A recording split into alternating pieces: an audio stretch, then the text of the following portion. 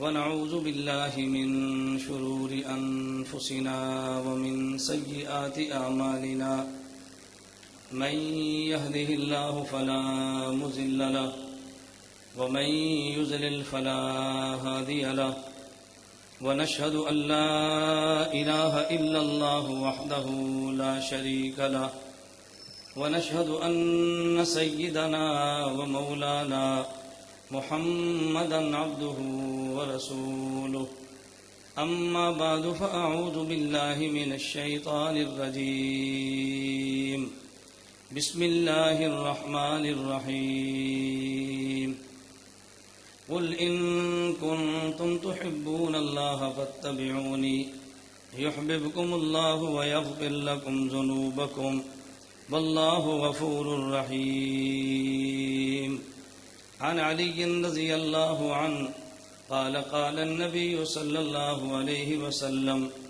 من أحيا سنة من سنتي أميتت بعدي فقد أحبني ومن أحبني كان معي وفي رواية كان معي في الجنة اللهم صل على محمد وعلى آل محمد كما صليت على إبراهيم وعلى آل إبراهيم إنك حميد مجيد اللهم بارك على محمد وعلى آل محمد كما باركت على إبراهيم وعلى آل إبراهيم إنك حميد مجيد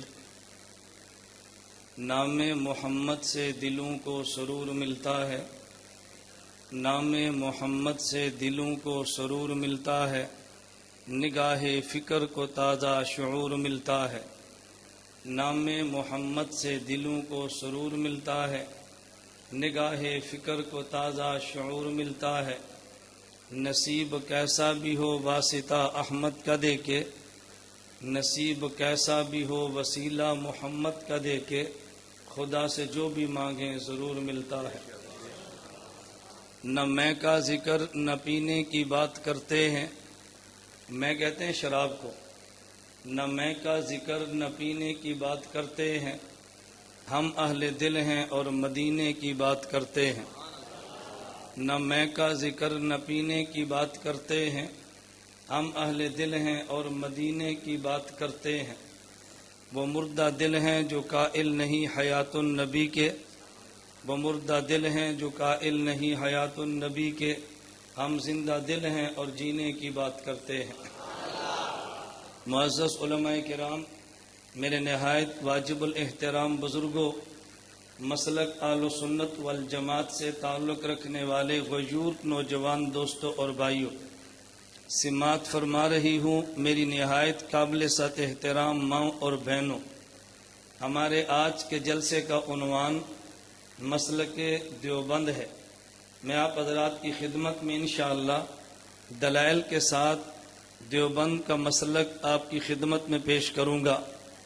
میں مولانا طاہر سلطان صاحب کا اس حوالے سے بہت مشکور ہوں کہ انہوں نے مغرب کی نماز کے متصل بات مجھے بیان کرنے کا موقع مرحمت فرمایا ہے۔ اکثر جلسے کے میزبانوں سے مجھے یہی الجھن اور یہی شکوہ رہتا ہے، کھانے کا اہتمام بہت کرتے ہیں، اشتہارات بہت چھپواتے ہیں، پیسے بہت زیادہ خرچ کرتے ہیں اور جلسے کو اتنا طویل کر دیتے ہیں کہ سامعین کے ذہن میں مسئلہ رہتا اور بیٹھتا نہیں ہے۔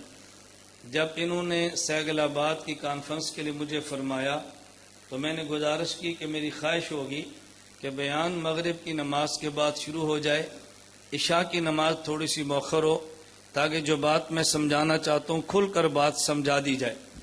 ایسا نہ ہو کہ بیان بہت لمبا ہو اور عشاء کی نماز میں بھی کوتاہی ہو، دیر سے سونے کی وجہ سے فجر کی نماز کے اندر بھی کوتاہی ہو۔ جلسوں کا مقصد دین پہ عمل کرنا ہے، جلسوں کا مقصد دین سے دوری قطعاً نہیں ہے۔ اللہ ان کو جزائے خیر عطا فرمائے، اور آئندہ بھی مجھے اگر آپ حضرات یہاں دعوت دیں اور اپنے علاقے میں کہیں بلائیں تو میری خواہش ہوگی کہ مغرب کی نماز کے متصل بات بیان شروع ہو، عشاء کی نماز تھوڑی سی مؤخر ہو تاکہ میں بھی جاگتا بیان کروں اور آپ بھی جاگتے جاگتے بیان سماعت فرمائیں۔ بیان کرنے کا بھی لطف آتا ہے اور بیان سننے کا بھی لطف آتا ہے۔ اللہ ہم سب کو بات حق سننے کی اور حق کہنے کی توفیق عطا فرمائے۔ توجہ رکھے ذرا، میں آپ حضرات کے شہر میں آیا، میرے آنے سے قبل میرے علم میں تھا، بہت سارے پروپیگنڈے کیے گئے کہ مولانا نہیں آئیں گے۔ میں نے کہا بھی کیوں نہیں آؤں گا، وجہ رات تلاگنگ میں جلسہ تھا، میں جلسہ گاہ میں پہنچا، بارش ہو رہی تھی، دعا کر کے جلسے ختم کر دیا۔ میں نے سامعین سے کہا میں آیا ہوں اور آئندہ بھی آپ نے بلایا تو ضرور آؤں گا انشاءاللہ۔ آج صبح جلسہ تھا، ان حضرات کا صبح فون آیا کہ بارش ہوئی ہے، ہمارے یہاں کھلا انتظام نہیں ہے، مسجد چھوٹی ہے، ہم نے کینسل کر دی ہے۔ میں نے کہا دیکھو میں چکوال پہنچا ہوں، مولانا طاہر سلطان صاحب نے فرمایا ہمارا ماحول سازگار ہے، مسجد بڑی وسیع اور کشادہ ہے، اور بارش کے باوجود ہمارے پنڈال پر اثر نہیں ہے، یہاں پر بیان ہوگا۔ تو میں مغرب کی نماز سے 1.5 گھنٹہ پہلے پہنچ گیا ہوں تاکہ وقت پہ پہنچے۔ ایسا کم ہوتا ہے کہ خطیب ٹائم سے پہلے آئے، لیکن ہم خطیب بن کر نہیں آتے، ہم آپ کی وکیل بن کر آتے ہیں، اور وکیل عدالت میں جلدی پہنچتا ہے تاکہ میرا موکل پریشان نہ ہو۔ جلسوں میں سامعین نہ آئے تو الجھن نہیں ہوتی، آنے والا بیان کرنے والا مقرر نہ آئے تو پھر الجھن ہوتی ہے۔ ہم کبھی اپنے میزبان کو پریشان نہیں کرتے۔ میری آپ سے گزارش ہے ابھی آپ حضرات اپنے موبائل کی بیلیں بند فرما لیں، بیل بند کرنا کبھی یاد نہیں رہتی تو پھر درمیان میں موبائل بجتا ہے تو جلسہ اس سے متاثر ہوتا ہے۔ یہ دروازے کی جگہ چھوڑ دیں اور گیٹ خالی رکھیں۔ میں انتظامیہ سے گزارش کروں گا کہ ساتھیوں کو اندر بھجواتے جائیں، یہاں کسی کو کھڑا نہ ہونے دیں، لیکن ادب اور اکرام کا خیال ضرور رکھیں۔ آپ توجہ رکھیں، آپ کو نہیں کہہ رہے، گیٹ والوں کو کہہ رہے ہیں، آپ سب ادھر دیکھتے ہیں، پتہ نہیں وہاں کیا چیز تقسیم ہو رہی۔ میں ایک بات کہنے لگا تھا، بہت سارے احباب نے مجھے نہیں سنا ہوتا، میرے بارے میں بہت کچھ سنا ہوتا ہے۔ میرے جملوں پہ توجہ رکھیں، بہت سارے احباب نے مجھے نہیں سنا ہوتا، میرے بارے میں بہت کچھ سنا ہوتا ہے۔ میں اس پر ایک بات کہتا ہوں کہ جب آدمی کسی کو سنے تو ذہن اور بنتا ہے، اور جب کسی کے بارے میں سنے تو ذہن اور بنتا ہے۔ میں نے کیا بات کی ہے؟ بولیے نا۔ میں نے آپ کو مسئلہ سمجھانا ہے، یہ تو میں تمہید باندھ رہا ہوں، میں نے مسئلہ سمجھانا ہے کہ جب آدمی کسی کے بارے میں سنے تو ذہن اور ہوتا ہے، اور جب کسی کو سنے تو ذہن، بولیے نا، کسی کے بارے میں سنے تو ذہن اور کسی کو سنے تو ذہن اور ہوتا ہے۔ آپ نے میرے بارے میں سنا ہے، مجھے نہیں سنا، اس لیے اشکالات ہوتے ہیں کہ اس کو نہیں آنا چاہیے۔ اس پر میں 2-3 واقعات کہتا تاکہ آپ کو بات سمجھ آئے۔ نبی کریم صلی اللہ علیہ وسلم مکہ مکرمہ میں ہے، ایک بوڑھی مائی کو دیکھا، مکہ مکرمہ چھوڑ کے جا رہی ہے۔ نبی کریم صلی اللہ علیہ وسلم نے اس مائی کی گٹھڑی کو سر پہ اٹھایا، پوچھا امی جان کہاں جانا ہے؟ اس امی جان نے بتایا کہ میں نے فلاں جگہ پہ جانا ہے۔ نبی کریم صلی اللہ علیہ وسلم نے بوڑھی اماں کا سامان لیا، اس جگہ تک پہنچا دیا۔ جب وہاں پہنچا اور چھوڑ دیا، واپس آنے لگے تو بوڑھی اماں نے کہا اے بیٹا تو واپس جا رہا ہے، میرے ساتھ تو نے بڑی نیکی اور احسان کیا ہے، میں تجھے ایک نصیحت کرتی ہوں، مکہ میں ایک نوجوان جس کا نام محمد ہے صلی اللہ علیہ وسلم، اس کے قریب نہ جانا۔ اللہ کے نبی نے جو بات سمجھائی اس بوڑھی ماں کو، میں اس کو اپنے لفظوں میں یوں نقل کرتا ہوں، میں کہتا ہوں بزبان حال، ہمارے نبی نے پوچھا امی جان آپ نے محمد کو سنا ہے یا محمد کے بارے میں سنا ہے؟ اے امی جان آپ نے محمد کو سنا ہے یا محمد کے؟ اس نے کہا نہیں، محمد کو نہیں سنا، محمد کے بارے میں سنا ہے۔ فرمایا جس کے بارے میں سنا آج اسے سنو، مجھے ہی محمد کہتے ہیں۔ جب حضور نے کچھ سنایا تو وہ امی جان نے کہا بیٹا اب گٹھڑی اٹھاؤ اور مکہ لے چلو۔ جب حضور کے بارے میں سنا تو مکہ چھوڑ رہی تھی، جب حضور کو سنا تو مکہ آ رہی تھی۔ آدمی کسی کے بارے میں سنے تو ذہن اور ہوتا ہے، اور جب کسی کو سنے تو ذہن۔ میں پولیس والوں سے کہتا ہوں مجھے تم بھی سنو، میں ایجنسی سے کہتا ہوں مجھے تم بھی سنو، تاکہ تمہیں پتہ چلے تمہارے ملک اور تمہارے عقیدے کا خیر خواہ آیا ہے یا تمہارے چکوال کو برباد کرنے والا کوئی فسادی مولوی آیا ہے۔ سنو تو صحیح، آپ نے ہمارے بارے میں سنا، ہمیں نہیں سنا۔ توجہ رکھے، حضرت امام اعظم ابو حنیفہ اللہ ان کی قبر پہ کروڑ رحمتیں نازل فرمائے، امام احمد اعظم ابو حنیفہ کوفہ سے مکہ پہنچے، امام باقر کو سلام کیا، امام باقر نے خوش دلی سے جواب نہیں دیا۔ امام اعظم ابو حنیفہ نے پوچھا، حضرت آپ چہرے پہ خوشی نہیں ہے، کوئی میرے بارے میں سنا ہے؟ فرمایا جی ہاں ابو حنیفہ تیرے بارے میں نے سنا۔ فرمایا جی کیا سنا ہے؟ کیا تیرے بارے میں سنا؟ ایک طرف قیاس آتا ہے اور ایک طرف اللہ کے نبی کی حدیث آتی ہے، تو حدیث کو چھوڑ دیتا ہے، قیاس کو لے لیتا ہے۔ امام ابو حنیفہ پوچھنے لگے، حضرت آپ نے میرے بارے میں سنا یا مجھے سنا ہے؟ کہ ابو حنیفہ تیرے بارے میں سنا، تجھے نہیں سنا۔ فرمایا اجازت ہو تو پھر مجھے سنو۔ فرمایا بتاؤ تم کیا کہتے ہو؟ امام ابو حنیفہ فرمانے لگے کہ دیکھیں عورت کے مخصوص جو دن ہیں، نماز بھی نہیں پڑھتی، عورت روزہ بھی نہیں رکھتی، لیکن بعد میں نماز کی قضا نہیں کرتی، روزے کی قضا کرتی ہے۔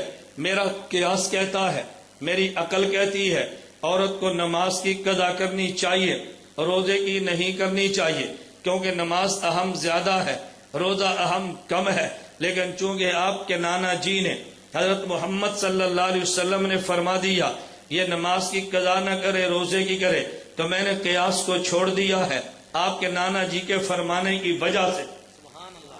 جب آدمی فوت ہو جائے اس کا بیٹا بھی ہے اور بیٹی بھی ہے، میری عقل اور قیاس کہتا ہے کہ بیٹی کو 2 گنا دو اور بیٹے کو 1 گنا دو، وہ کمزور ہے یہ بیٹا کما لے گا، لیکن آپ کے نانا جی نے فرمایا بیٹے کو 2 گنا دینا ہے اور بیٹی کو 1 گنا دینا ہے، تو میں نے قیاس کو چھوڑا ہے آپ کے نانا جی کے فرمانے کی وجہ سے۔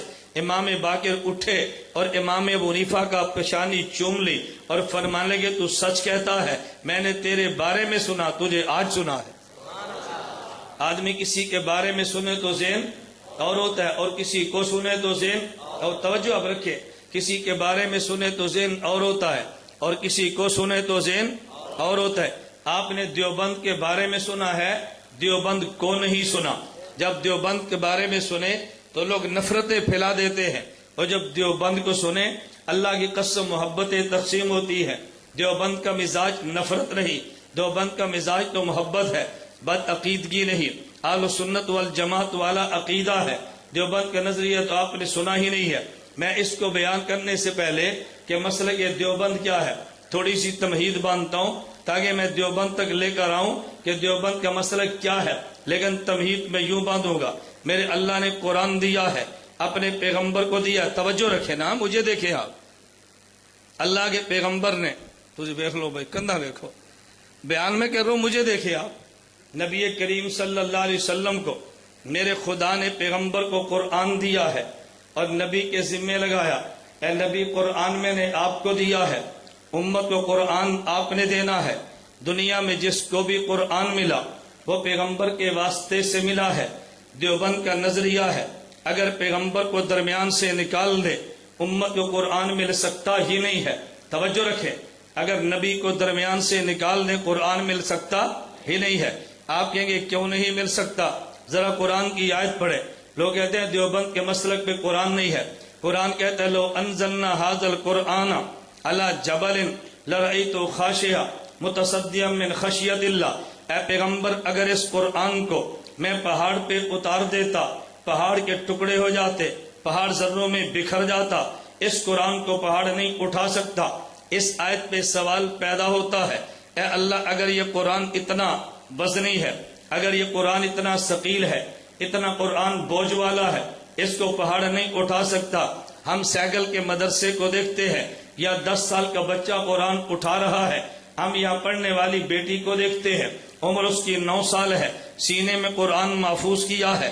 اگر یہ قرآن اتنا بوجھ والا ہے اس کو پہاڑ نہیں اٹھا سکتا تو سیکل آباد کے بچے نے کیسے اٹھایا ہے؟ یہ چھوٹی بچی نے قرآن کیسے اٹھا لیا ہے؟ دارالعلوم دیوبند کے 40 سالہ محتمم حکیم الاسلام قاری محمد طیب اللہ کی قبر پہ کروڑ رحمتیں نازل فرمائے، قاری محمد طیب نے عجیب جواب دیا۔ فرمایا جواب دینے سے پہلے میری مثال کو سمجھو پھر تمہیں جواب سمجھ آئے گا۔ آسمان پہ سورج بھی ہے، آسمان پہ چاند بھی ہے، سورج کو منیر کہتے ہیں، چاند کو مستنیر کہتے ہیں۔ سورج روشنی دیتا ہے اور چاند روشنی دیتا لیتا ہے۔ سورج کی روشنی خدا نے ڈائریکٹ دی ہے، چاند کی روشنی سورج سے آتی ہے پھر آگے نکل کے چلی جاتی ہے۔ فرمایا تم نے سورج کو دیکھا، جب دوپہر کو جوبن پہ سورج آ جائے، کوئی بندہ سورج کو دیکھنا چاہے تو نہیں دیکھ سکتا، آنکھ جواب دے جاتی ہے۔ جب سورج جوبن پر آ جائے، اگر سورج کے سامنے قمیص اتار کے بیٹھو تو جسم برداشت نہیں کرتا، سورج کی تپش کے سامنے جسم لاجواب ہے، لیکن 14ویں کے رات کے چاند کو دیکھو تو دیکھنے میں آنکھ کو لذت آتی ہے۔ اگر 14ویں کے چاند کے سامنے بیٹھ جاؤ تو جسم ٹھنڈک محسوس کرتا ہے۔ فرمایا وجہ کیا ہے؟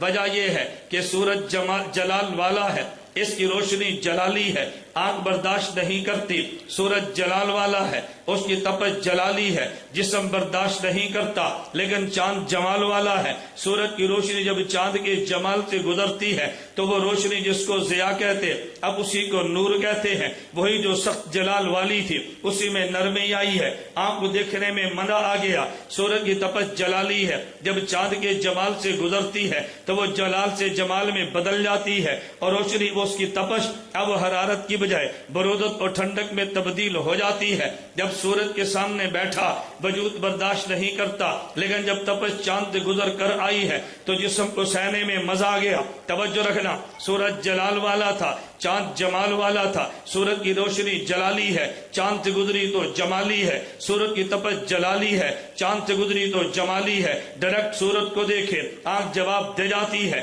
ڈائریکٹ سورج کے سامنے بیٹھے بدن جواب دے جاتا ہے۔ جب سورج سے گزر کے چاند سے گزر کے آئے تو دیکھنے میں آنکھ کو لطف آتا ہے، تپش سورج سے چاند سے گزر کر آئے تو بدن کو راحت محسوس ہوتی ہے۔ حکیم الاسلام قاری طیب کہتے ہیں خدا جلال والا ہے، میرا محمد جمال والا ہے۔ خدا کا کلام جلالی ہے، سیدھا پہاڑ پہ آتا پہاڑ ٹکڑوں میں بٹ جاتا۔ خدا نے جلالی کلام کو پہلے محمد کے جمالی سینے پہ اتارا ہے، تو جس جلالی کلام کو پہاڑ نہیں اٹھا سکتا تھا، میرے محمد کے سینے کے جمال کی برکت ہے سینکڑ آباد کا 9 سال کا بچہ اٹھا رہا ہے۔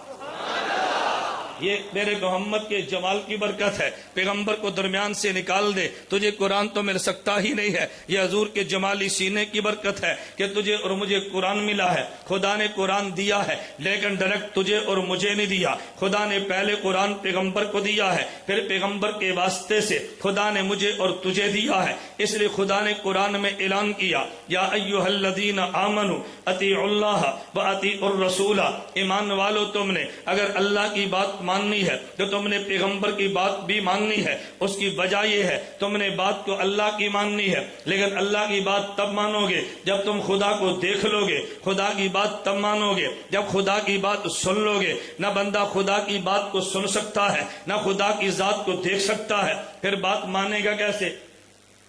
توجہ، سوال سمجھ آیا؟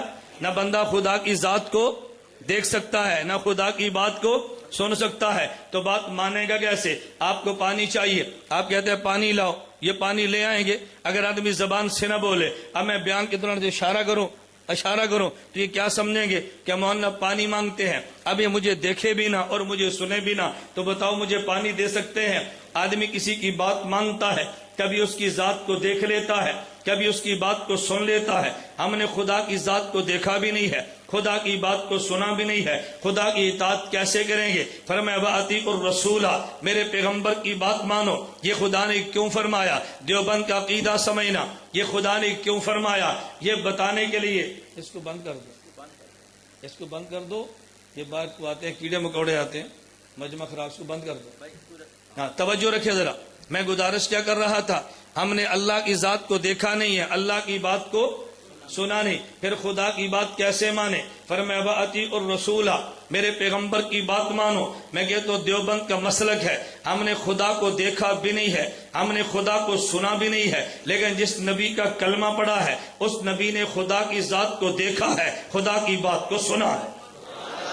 خدا کی ذات کو دیکھا ہے، خدا کی بات کو سنا ہے۔ ہمارے پیغمبر نے دیکھا بھی ہے، ہمارے پیغمبر نے سنا بھی ہے، وہ دیکھا بھی ہے اور سنا بھی ہے۔ ایک مرتبہ بیان میں حضرت مولانا طارق جمیل دامت برکاتہم بیان فرما رہے تھے، اور دوران بیان فرمانے لگے کہ ہمارے نبی عرش پہ گئے ہیں اور عرش پہ جا کے خدا کا دیدار کیا ہے۔ یہ انہوں نے بیان فرمایا۔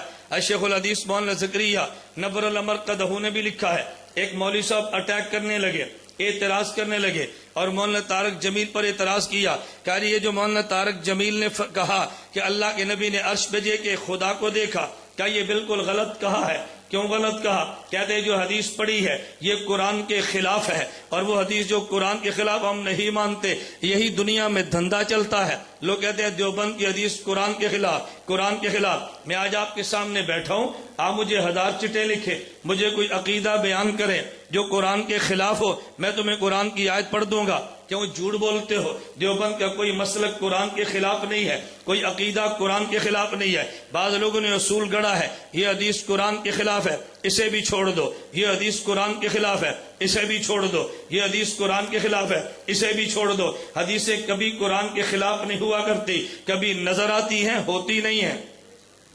نہیں سمجھے؟ خلاف ہوتی نہیں ہے، خلاف نظر آتی ہیں۔ جب نظر آئیں تو اہل نظر سے نظر کا علاج کراؤ، پھر تمہیں حدیثیں قرآن کے مطابق نظر آئیں گی۔ چلے ایک بات چل پڑی تو میں کہتا ہوں، قرآن کریم میں ہے وَمَا خَلَقْتُ الْجِنَّ وَالْإِنسَ إِلَّا لِيَعْبُدُونَ۔ دیوبند کا نظریہ ہے، دیوبند کا مسلک اور عقیدہ ہے، اللہ نے اس کائنات کو بنایا، انسان کو بنایا، اپنے پیغمبر کے صدقے بنایا۔ ابھی مجھ سے پہلے اسٹیج پر یہی اعلان ہو رہا تھا، کائنات میں جو کچھ ملا حضور کے صدقے ملا۔ ہم نے اس میں حدیث مبارک پڑھی ہے، حضرت عمر بن خطاب رضی اللہ عنہ فرماتے ہیں کہ نبی کریم صلی اللہ علیہ وسلم نے فرمایا، حضرت آدم سے جب خطا ہو گئی، حضرت آدم نے خدا سے دعا مانگی، اللہم انی اسألک بحق محمد ان تغفر لی، اے اللہ میں تجھ سے تیرے محمد کا وسیلہ دے کر دعا مانگتا ہوں، اے اللہ تو مجھے معاف کر دے۔ خالق نے پوچھا کیف عرفت محمد ولم اخلق، اے آدم ابھی تک تو میں نے اپنے محبوب محمد کو پیدا نہیں کیا، تو نے کیسے پہچانا ہے؟ آدم علیہ السلام نے عرض کیا لما خلقتنی بیدک، جب آپ نے مجھے پیدا فرمایا، ونفخت فی من روحک، میرے بدن میں روح کو ڈالا، رفعت راسی، میں نے سر اٹھایا، ریت علی قوائم العرش مکتوبہ، میں نے عرش پہ لکھا ہوا دیکھا، لا الہ الا اللہ محمد الرسول اللہ، مجھے اس وقت یقین ہو گیا، عرفت انک لم تضف الی اسمک الا حب الخلق الیک، مجھے یقین آ گیا اللہ اپنے نام کے ساتھ اسی کا نام لکھتا ہے جو پوری کائنات میں زیادہ محبوب ہوتا ہے۔ خدا نے فرمایا صدقت یا آدم، آدم تو نے سچ کہا ہے، سالتنی بحق محمد، مجھے وہ مخلوق میں سب سے زیادہ محبوب بھی ہے، انہ لحب الخلق الیہ، صدقت سالتنی بحق محمد، تو نے میرے محمد کا وسیلہ دے کے مجھ سے دعا مانگی ہے، قد غفرت لک، میں نے تجھے معاف کر دیا ہے۔ اگلا جملہ فرمایا لولا محمد لما خلقتک، اگر میں محمد کو پیدا نہ کرتا صلی اللہ علیہ وسلم، اے آدم میں تجھے وجود ہی نہ دیتا، اب بدعت آدم کو وجود نہ ملتا، میری ماں اور باپ کو وجود نہ ملتا، اگر انہیں وجود نہ ملتا تو مجھے کیسے وجود ملتا؟ تو پھر میں یہ کہہ سکتا ہوں انسان کو جو وجود ملا ہے میرے پیغمبر کی وجہ سے ملا ہے، ہمیں جو وجود ملا پیغمبر کی وجہ سے۔ اب ذرا سوال سمجھنا، ایک بزرگ فرمانے لگے، بزرگ یعنی مولوی صاحب سادہ آدمی کہتے اس حدیث کو نہیں مانتے، میں نے کہا نہ مانو، ہمارے ذمہ منوانا تو نہیں ہے،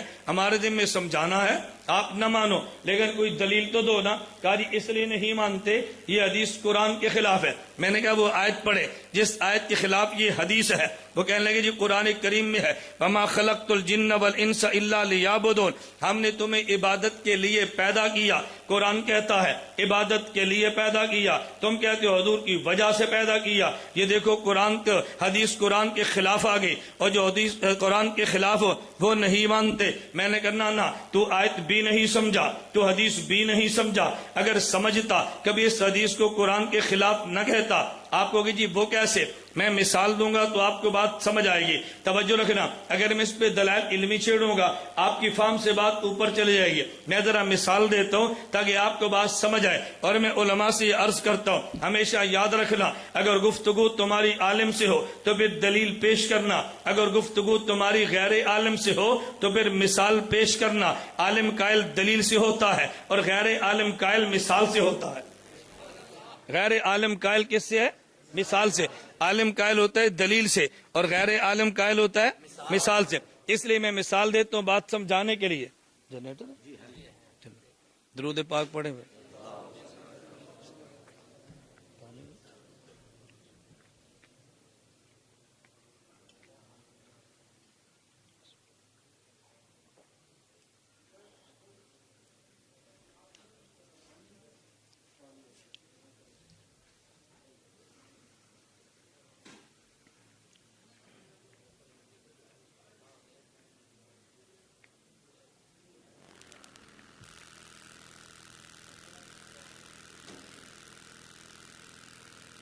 بجلی آتی اور جاتی رہے گی، آپ کا موڈ آف نہ ہو بالکل.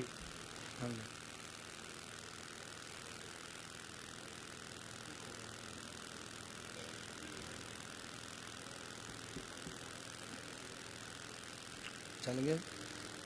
توجہ، میں کہتا ہوں عالم کو قائل دلیل سے اور غیر عالم کو قائل. دیکھو میں جاہل نہیں کہہ رہا، آپ کا احترام کر رہا ہوں. عالم کو قائل دلیل سے اور غیر عالم کو قائل مثال سے کرتے ہیں. میں نے ایک جگہ بیان کیا اور بیان کہا تھا جامع حیدریہ سندھ، میرا جانا ہوا سبق تھا، جمعہ میرا مرکزی مسجد میں تھا. تو بیان کے بعد ایک نوجوان آیا اور مجھ سے آ کے کہنے لگا جی کہ بات پوچھنی ہے. میں نے کہا بھی اگر ماننی ہے پھر تو پوچھ لو، اگر نہیں ماننی تو نہ پوچھو، اس عالم سے پوچھو جس کی آپ کو عقیدت ہے. مجھے کہتے جی نہیں میں مان لوں گا اگر سمجھ آئی. میں نے کہا پوچھے.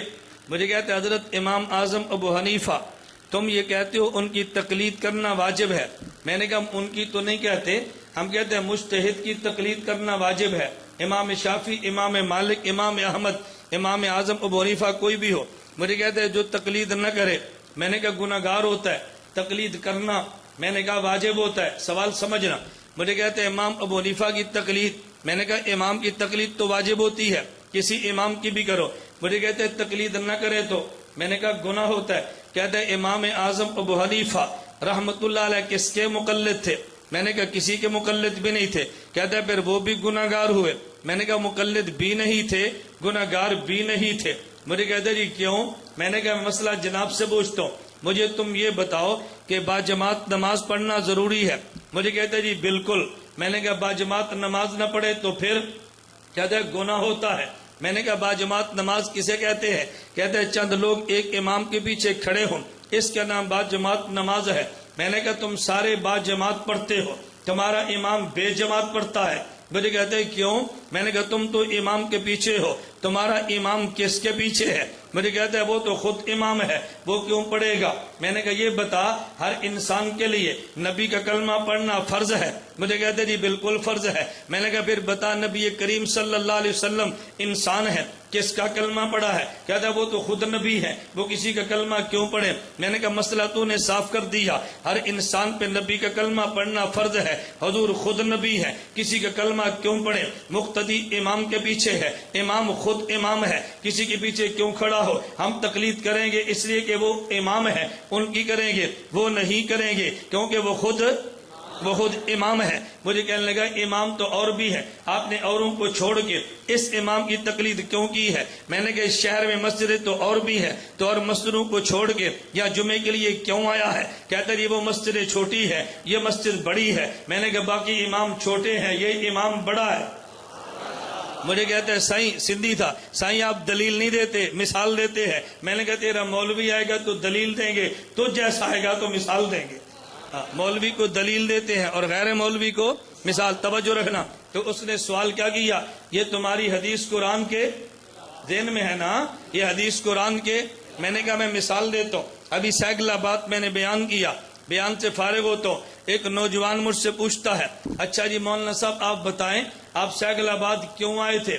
میں نے کہا اس لیے آیا کہ مجھے مولانا طاہر سلطان نے دعوت دی ہے. اس نے اس نوجوان سے پوچھا اچھا تو بتا مولانا الیاس گھمن صاحب کیوں آئے ہیں؟ یہ کہتے تجھے نہیں پتا، تقریر کرنے کے لیے آئے ہیں، بیان کرنے کے لیے آئے ہیں. اب اس نوجوان نے شور کرنا شروع کر دیا. دیکھو جی اس کا ذہن اور مولوی صاحب کا ذہن اور ہے، ان کی آپس میں بات ہی نہیں ملتی. ہم نے مولانا سے پوچھا تو یہ کہتے ہیں ان کی دعوت پہ آیا ہوں. اس نوجوان سے پوچھا تو یہ کہتا ہے بیان کرنے کے لیے آیا ہوں. تو مولانا کچھ اور کہتے ہیں، نوجوان کچھ اور کہتا ہے. میں پکڑ کے کہتا ہوں بیٹا ادھر آؤ، یہ بھی ٹھیک کہتے ہیں اور میں بھی ٹھیک کہتا ہوں. جب آپ نے مجھ سے پوچھا بیان کے لیے کیوں تو میں نے آنے کا سبب بیان کیا کہ مجھے مولانا طاہر سلطان نے دعوت دی ہے. ان سے پوچھا کیوں آئے ہیں، اس نے آنے کا مقصد بیان کیا کہ بیان کرنے کے لیے آئے ہیں. میرے آنے کا مقصد بیان ہے اور میرے آنے کا سبب مولانا طاہر سلطان ہے. سبب اور ہوتا ہے، مقصد اور ہوتا ہے. خدا نے قرآن میں بتایا فما خلقت الجن والانس الا لیعبدون،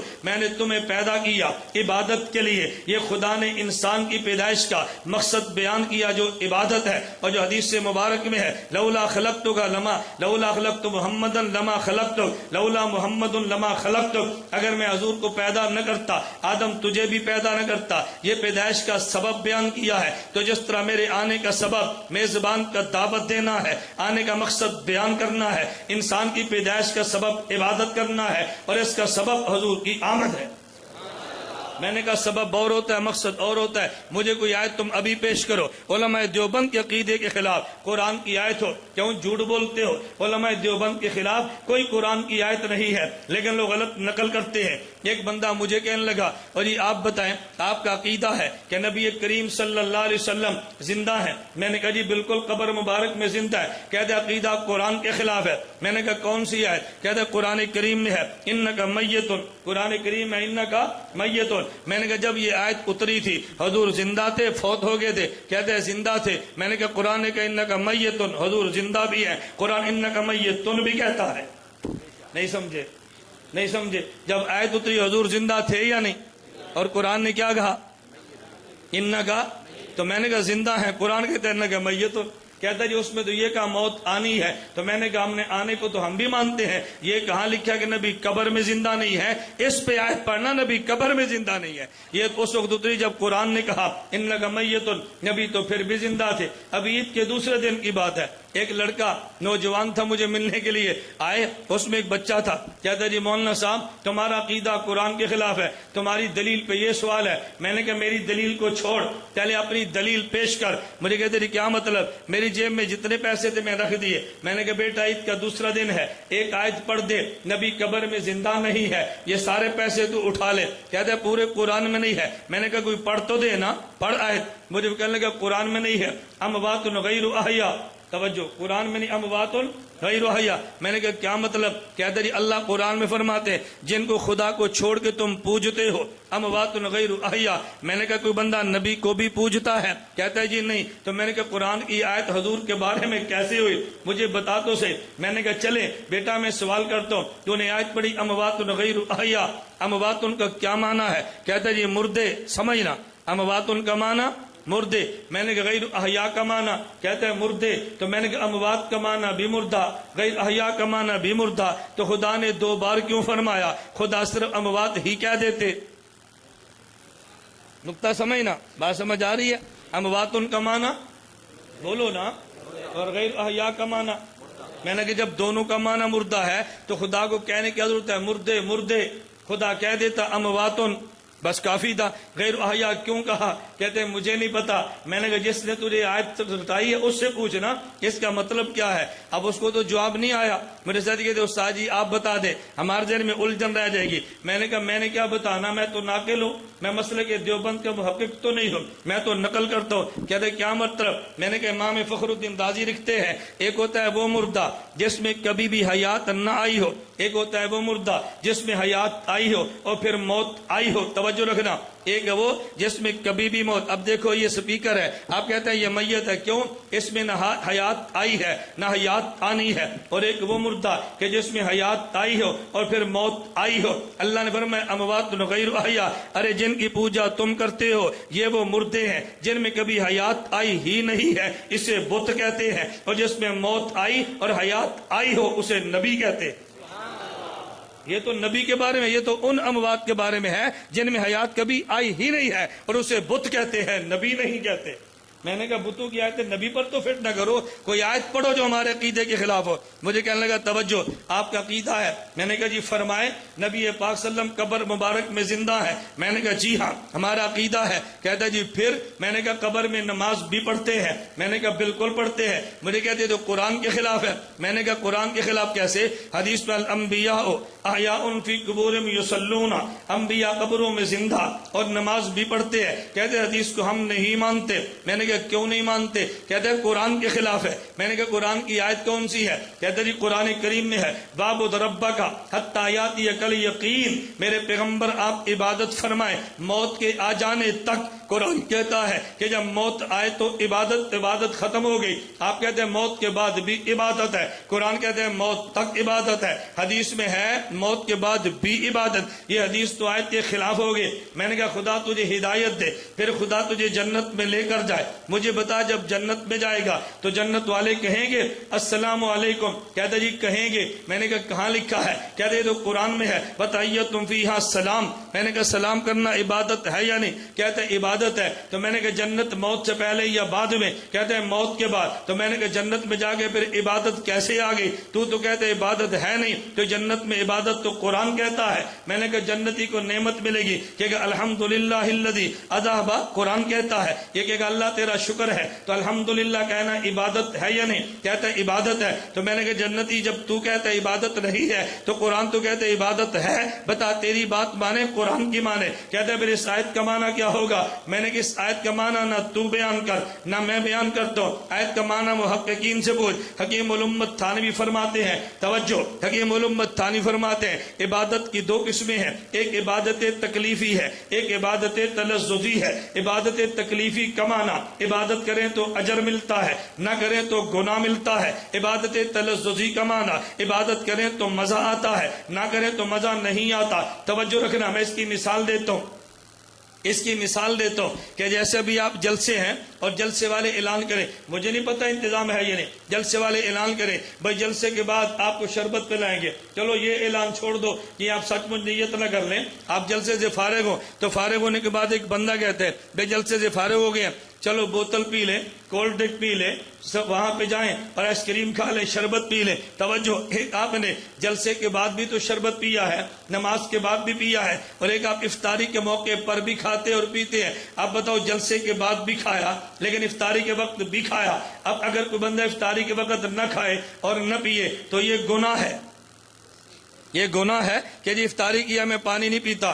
گناہ ہوگا یا نہیں؟ کیوں؟ افطاری اس کے ذمے ہے, سنت ہے, اور یہ گناہ ہوگا. اور اگر افطاری کرتا ہے تو اس کو ثواب ملے گا. اب افطاری کا کھانا اور پینا وہ ہے کہ جب آدمی کھائے اور پیے ثواب ملتا ہے, نہ کھائے اور پیے گناہ ملتا ہے. لیکن جلسے کے بعد کا کھانا, کھانے اور پینے پر کوئی ثواب نہیں ہے کہ میں نے کھایا تو مجھے ثواب ملے گا, میں نے نہ پیا تو مجھے گناہ ملے گا. لیکن اگر کھائیں تو جنہوں نے کھلایا ان کو ثواب ضرور ملے گا. کہ آپ یہ نہ کہ مولوی صاحب اصال ثواب کے ملک رہے, ثواب اور ہوتا ہے, اصال ثواب اور ہوتا ہے. ثواب اور ہوتا ہے, اصال ثواب.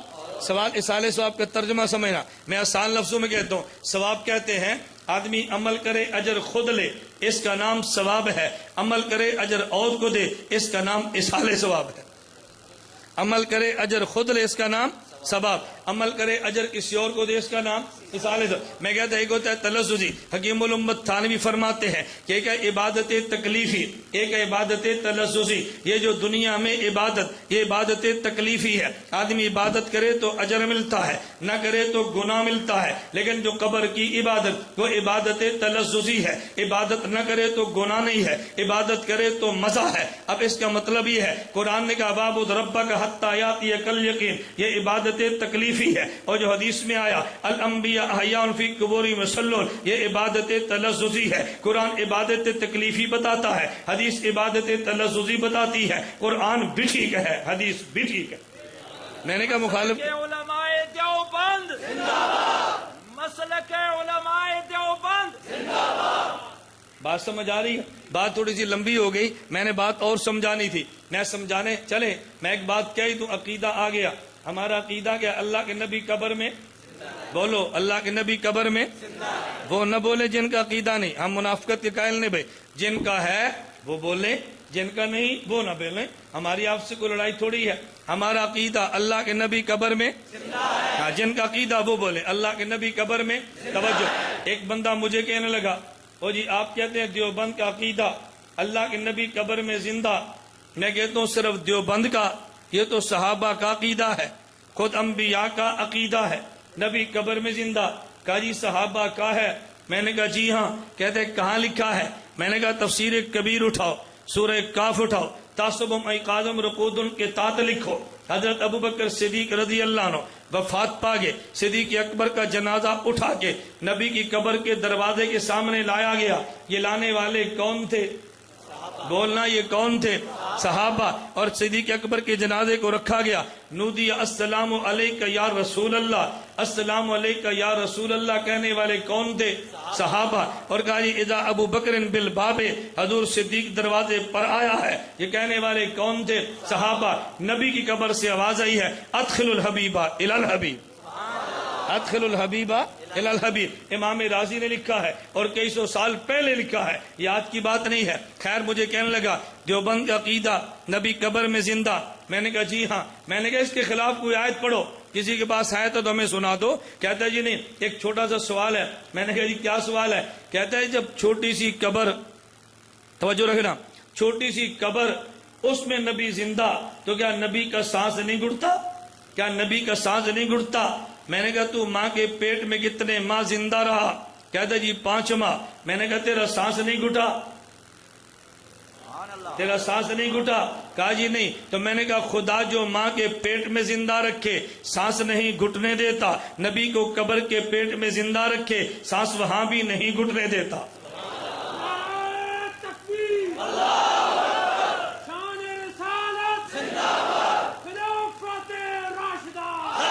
میں نے کہا تم یہ بات کیسے؟ توجہ رکھیں. اب میری آپ سے گزارش ہے کہ آپ صرف بیان سنے ہیں. نعرے بیان میں بیان رک جاتا ہے تسلسل، وہ تو 2 نعرے لگ گئے بس کافی ہے. میری عادت ہے کہ میں اپنے بیانات میں نعرے لگواتا نہیں. اس کی وجہ کیا ہے؟ میں آپ کا خطیب نہیں، آپ کا وکیل ہوں. خطیب شور پہ بہت خوش ہوتا ہے اور وکیل سناٹے پر خوش ہوتا ہے. بھائی خاموشی ہو، میں دلائل پیش کروں. اور خطیب نے وقت گزارنا ہوتا ہے، نارو شارو وقت گزرے اور دلائل کم. ہم نے تو دلائل پیش کرنے ہیں، جب دلائل موجود پر وقت گزارنے کی کیا ضرورت ہے؟ توجہ رکھے. اللہ کے نبی قبر میں، سوال سمجھئے. اچھا دوسرا سوال، نبی پاک قبر میں زندہ. میں نے کہا جی ہاں. کہتا ہے نبی کو قبر میں رزق بھی ملتا ہے. میں نے کہا جی ملتا ہے.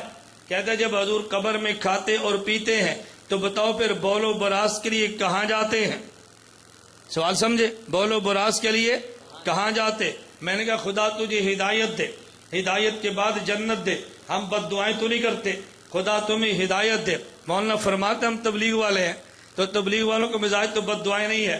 خدا تجھے ہدایت دے، ہدایت کے بعد جنت دے. تو جنت میں جائے گا؟ کہتا ہے جی جاؤں گا. میں نے کہا جنت میں تو جائے گا، کھائے اور پیے گا؟ کہتے ہیں جی ہاں. تو میں نے کہا جب تو جنت میں کھائے اور پیے گا تو بول و براز کے لیے جہنم میں جائے گا؟ بولو، توجہ رکھے، بولو براز کے لیے جہنم میں جائے گا. مجھے کہتے یہ نہیں. تو میں نے کہا تو حضور کے بارے میں کہہ رہا تھا کہ جب رزق ملتا ہے کھاتے اور پیتے تو بولو براز کے لیے کہاں جاتے ہیں؟ میں تجھ سے پوچھتا ہوں جب تو جنت میں کھائے اور پیے گا تو بولو براز کے لیے کہاں جائے گا؟ مجھے وہ کہنے لگا او جی جنت میں تو بولو براز ہوتا ہی نہیں ہے. میں کہتا تو نبی کا روضہ بھی تو جنت ہے، نبی کا روضہ بھی تو جنت ہے نا. جب وہاں حاجت نہیں تو یہاں بھی حاجت نہیں. مجھے کہنے لگا جی نبی کا روضہ جنت ہے. میں نے کہا جی بالکل جنت ہے. میں نہیں مانتا. میں نے کہا کیوں نہیں مانتا؟ کہتا ہے میرے پاس دلیل بخاری کی ہے. میں نے کہا میرے پاس جواب قرآن کا ہے، تو بخاری کی حدیث پڑھ تو صحیح نا. کہا جی بخاری شریف میں ہے، نبی پاک صلی اللہ علیہ وسلم مکہ مکرمہ سے چلے، مدینہ منورہ ہے، حضور مسجد نبی کی بنیادیں کھودنے لگے. اسی مسجد نبی میں نبی کا قبر ہے، ادھر پیغمبر کا روضہ ہے. جب مدینہ منورہ میں حضور نے مسجد نبی کی بنیادیں کھودی ہیں، ادھر مشرک کی ہڈیاں نکلی ہیں. صحیح بخاری میں موجود ہے. اگر یہ مسجد نبی مدینہ منورہ، اگر یہ نبی کا روضہ جنت کا ٹکڑا ہوتا تو جنت کے ٹکڑے میں تو مشرک کی ہڈی نہیں ہوتی. میں نہیں مانتا یہ جنت کا ٹکڑا ہے، ورنہ مشرک کی ہڈی کا کیا مانا؟ میں نے کہا تیرا جواب تو قرآن نے دیا ہے. تو کہتے دیوبند والے قرآن نہیں پڑھتے. کہتے جی کہاں دیا ہے؟ میں نے کہا آدم علیہ السلام بھی جنت میں تھے، ابلیس بھی جنت میں تھا. خدا نے کہا اسجدوا لآدم، میرے آدم کو سجدہ کرو. تمام ملائکہ نے سجدہ کر لیا الا ابلیس، ابلیس نے سجدہ نہیں کیا. خدا نے پوچھا یا ابلیس ما منعک ان تسجد لما خلقت بیدی، تو نے سجدہ کیوں نہیں کیا؟ توجہ رکھنا، 3 لفظ قرآن کہتا ہے الا ابلیس ابا، ابلیس نے انکار کیا، بس تکبرا، تکبر کیا، وکان من الکافرین، اور ابلیس کافر ہو گیا. میں نے کہا جب ابلیس نے انکار سجدے کا کیا، ابلیس کہاں پر تھا؟ توجہ، ابلیس کہاں پر تھا؟ مجھے کہتے ہیں جنت میں. میں نے کہا جب جنت میں انکار کیا تو کیا بنا؟ مجھے کہتے ہیں کافر بنا. میں نے کہا قرآن نے کہا اخرج، یہاں سے نکل جا. کہاں سے نکالا؟ کہتے ہیں جنت سے نکالا. میں نے کہا جنت میں تھا، کفر کیا، کفر کے بعد جنت میں تھا، خدا نے کہا اخرج نکل جا۔ بخاری میں روایت موجود ہے، نبی نے جگہ کھولی، مشرق کی ہڈی موجود تھی، امام بخاری کہتے ہیں نوبشت حضور نے اکھاڑا اور ہڈی کو نکال دیا۔ ادھر مشرق کی ہڈی تھی، نبی نے نکالا، ادھر ابلیس تھا، خدا نے نکالا۔ وہ بھی جنت اور یہ بھی جنت۔ میں نے کہا وہ بھی جنت اور یہ بھی جنت، وہاں ابلیس ہو خدا نکالتا ہے، یا مشرک ہو محمد نکالتا ہے۔ میں نے کہا وہ بھی جنت اور یہ بھی جنت۔ کوئی اور آیت پر جو دیوبند کے عقیدے کے خلاف ہو، کیوں جھوٹ بولتے ہو کہ تمہارا مسلک قرآن کے خلاف ہے؟ میں بتا یہ رہا تھا، کہتے ہیں نبی قبر میں زندہ۔ میں نے کہا جی بالکل زندہ، نماز بھی پڑھتے ہیں۔ میں نے کہا جی بالکل پڑھتے ہیں۔ کہتا ہے سوال سنو، کہتا ہے جب قبر میں نماز پڑھتے ہیں تو یہ بتاؤ نماز بغیر وضو کے ہوتی ہے؟ میں نے کہا نہیں ہوتی۔ اچھا پھر حضور وضو کرنے کے لیے کہاں جاتے ہیں، نماز کیسے پڑھتے ہیں؟ میں نے کہا مجھے تو بتا۔ جب اللہ کے نبی قبر میں گئے، حضور پاک روزے مبارک میں گئے، صحابہ کرام نے نبی کریم صلی اللہ علیہ وسلم کو غسل دیا تھا؟ مجھے کہتے ہیں جی ہاں غسل دیا تھا۔ میں نے کہا یہ بتاؤ غسل سے وضو ہوتا ہے یا نہیں؟ کہتے جی ہو جاتا ہے۔ میں نے کہا اس کا معنی یہ کہ نبی وضو کر کے گئے ہیں؟ کہتا ہے جی ہاں۔ میں نے کہا اس کے بعد وضو کا ٹوٹنا تو بتا دے، کرنا میں بتاتا ہوں۔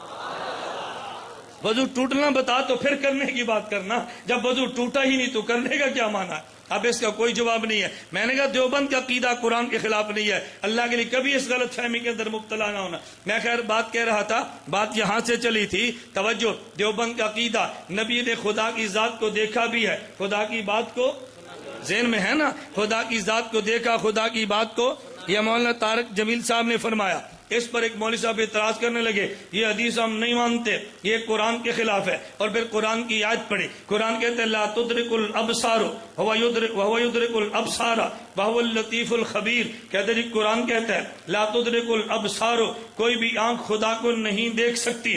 مولانا طارق جمیل کہتے ہیں کہ حدیث میں آتا ہے حضور نے عرش پہ جا کے نبی کو دیکھا، یہ حدیث تو قرآن کے خلاف ہے۔ جب قرآن کہتے ہیں کوئی آنکھ دیکھ ہی نہیں سکتی تو حضور نے کیسے دیکھی ہے؟ اس میں ساری آنکھوں کی نفی ہے، کسی آنکھ کی خصوصیت نہیں ہے۔ یا تو اللہ یوں کہتا کوئی آنکھ نہیں دیکھ سکتی مگر محمد صلی اللہ علیہ وسلم کی آنکھ دیکھتی ہے، پھر تو ہم مان لیتے۔ قرآن نے کہا کسی کی بھی آنکھ نہیں دیکھ سکتی۔ مولانا طارق جمیل کہتے ہیں حدیث میں ہے حضور نے جا کے دیکھا، یہ حدیث تو قرآن کے خلاف ہے، ہم نہیں مانتے۔ اب اس نے بہت بڑی بڑک ماری ہے اور جی دیوبند کی حدیث قرآن کے خلاف ہے۔ میں نے کہا حدیث قرآن کے خلاف نہیں ہے، تو سمجھا نہیں ہے۔ میں نے جواب دیا، میں نے کہا تو بتا، خدا تجھے ہدایت دے، ہدایت کے بعد جنت میں جگہ دے، جب تو جنت میں جائے گا خدا کا دیدار کرے گا۔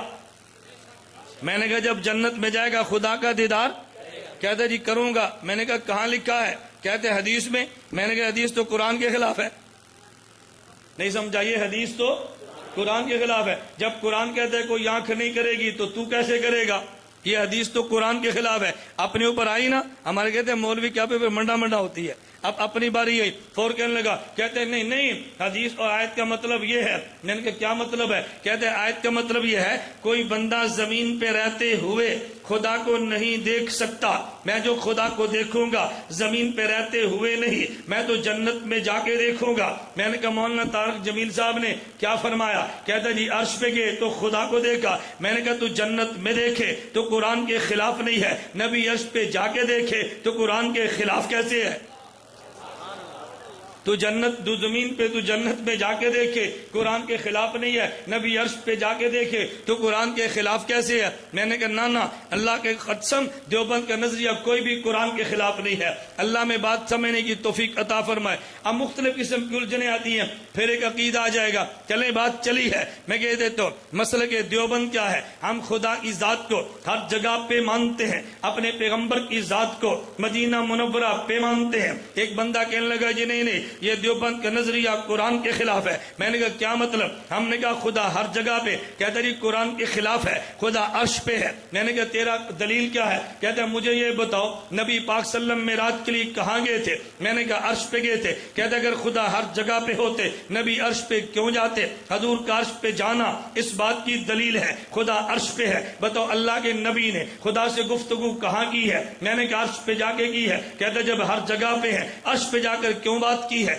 نبی کا عرش پہ جا کے بات کرنا، خدا کا حضور کو عرش پہ بلا کے باتیں کرنا، اس بات کی دلیل ہے اللہ کے نبی خدا عرش پہ رہتا ہے۔ تو تمہارا عقیدہ قرآن کے خلاف ہے۔ میں نے کہا میری بات کو سمجھنا، اگر تیری دلیل کو مان لیا جائے، تیری دلیل نہ تیرے عقیدے کو مان لیا جائے، اللہ عرش پر ہے، دلیل کیا ہے؟ خدا نے نبی کو عرش پہ بلا کے بات کی ہے۔ اگر یہ مان لیا جائے، پھر ایک بندہ کہے گا خدا کوہ طور پر ہے، ہم پوچھیں گے تیری دلیل کیا ہے؟ وہ کہے گا جب موسیٰ علیہ السلام نے کہا خدا میں نے بات کرنی ہے تو کہاں بلایا تھا؟ کہتا جی کوہ طور پہ بلایا۔ تو پھر جب خدا کوہ طور پہ نہیں تھا تو موسیٰ بات کس سے کرتے تھے؟ اس سے پتا چلا خدا کوہ طور پر ہے۔ مجھے کہتے جی بات تو آپ کی ٹھیک ہے۔ میں نے کہا پھر تیری دلیل اور ٹوٹ نہیں ہے۔ مجھے کہتے جی وہ کیسے؟ میں نے کہا سیکل آباد کا چکوال کا سنی کہے گا خدا سیکل آباد کی اس مرکزی مسجد میں ہے، ہم پوچھیں گے دلیل کیا ہے؟ کہتے ہیں میری دلیل یہ ہے کہ جب خدا سے بات کرنی ہو تو نماز پڑھتے ہیں، اور جب نماز پڑھنی ہو تو مسجد میں آتے ہیں۔ اگر خدا مسجد میں نہیں تھا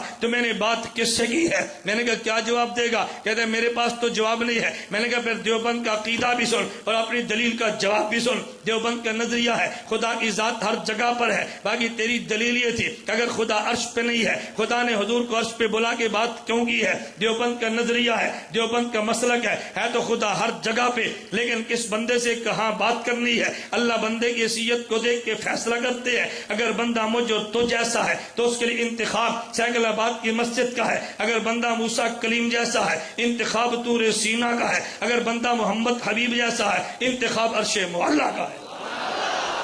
میں نے کہا یہ کیا مطلب کہ ہر جگہ پہ نہیں ہے؟ ہر جگہ پہ ہے۔ اب بتاؤ آواز پوری مسجد میں جا رہی ہے کہ نہیں؟ اور مولانا طاہر سلطان صاحب کیا اعلان کر رہے ہیں؟ علماء اسٹیج کے پاس آ جائیں، پوچھو بھی ادھر آواز نہیں آتی؟ بولو نا، آپ نے کیا کہنا ہے؟ نہیں بھائی علماء میں غیر علماء میں فرق ہے، آواز تو ہر جگہ پہ جا رہی ہے، فرق ہے، خدا ہر جگہ پر ہے، لیکن ہم میں اور مصطفیٰ میں فرق ہے، ہم میں اور مصطفیٰ میں فرق ہے۔ خدا کی قسم مجھ اور آپ جیسے اربوں مل جائیں نبی پاک صلی اللہ علیہ وسلم کے مبارک پیشاب کے برابر بھی نہیں ہے۔ یہ دیوبند کا مسلک ہے۔ میں تمہیں اس لیے کہا تمہیں غلط بتایا گیا دیوبند کے بارے میں۔ اگر یہ عاشق رسول نہیں ہے تو دنیا میں عاشق رسول ہوگا کون؟ اذان کا جواب دے دیں۔